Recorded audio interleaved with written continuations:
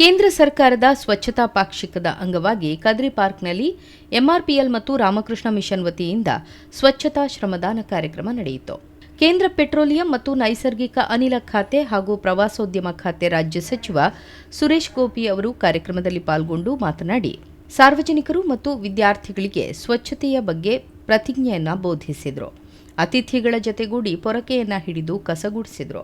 Plastic ಬಳಕೆಯನ್ನು ಕಡಿಮೆ ಮಾಡೋ ನಿಟ್ಟಿನಲ್ಲಿ ಗೋಣಿ ಚೀಲಗಳನ್ನು ವಿತರಿಸಿದರು. ಬಳಿಕ ಹಸಿರು ವಾತಾವರಣ ಸೃಷ್ಟಿಸುವ ಉದ್ದೇಶದಿಂದ ಸಸಿಗಳನ್ನು ವಿತರಿಸಿದರು ಹಾಗೂ ಸಸಿಗಳನ್ನು ನೆಡುವ ಕಾರ್ಯಕ್ರಮದಲ್ಲಿಯೂ ಭಾಗವಹಿಸಿದರು. ಸಭಾ ಕಾರ್ಯಕ್ರಮದಲ್ಲಿ ಮಾತನಾಡಿದ ಸಚಿವ ಸುರೇಶ್ ಗೋಪಿ, ಕ್ಲೀನೆಸ್ಟ್ ಭಾರತ ನಿರ್ಮಾಣ ಮಾಡುವುದು ತನ್ನ ಸಚಿವಾಲಯದ ಗುರಿ. ಸ್ವಚ್ಛತಾ ಪಾಕ್ಷಿಕದ 15 ದಿನಗಳ ಅವಧಿಯಲ್ಲಿ ಕನಿಷ್ಠ 10 ರಾಜ್ಯಗಳಿಗೆ ಭೇಟಿ ನೀಡುವ ಉದ್ದೇಶ ಹೊಂದಲಾಗಿದೆ. ಸ್ವಚ್ಛತೆ ಎಲ್ಲರ ಕರ್ತವ್ಯ. ಕೇಂದ್ರ ಸರ್ಕಾರದ ಮಾರ್ಗದರ್ಶನ ಮತ್ತು ಸಂಘ ಸಂಸ್ಥೆಗಳ ಬೆಂಬಲದಿಂದ ಮಾತ್ರ ಸ್ವಚ್ಛತೆಯ ಕನಸು ನನಸಾಗದು. ಈ ಅಭಿಯಾನದಲ್ಲಿ ಸಾರ್ವಜನಿಕರ ಪಾಲ್ಗೊಳ್ಳುವಿಕೆ ಅತ್ಯಂತ ಮುಖ್ಯ ಎಂದರು.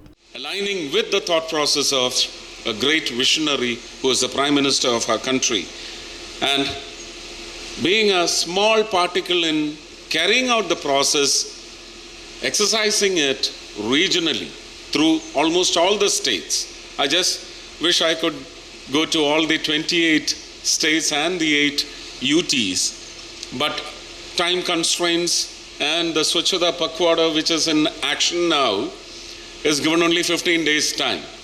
So I'll be at least trying to reach 10 states in the country, and my cabinet chief Shri Hardeep Singh Puri will carry out with similar operations in such other states and UTs, and ministers in different ministries are also taking this mission forward because they fully understand the emotional context of this mission called Swachhata Pakhwada.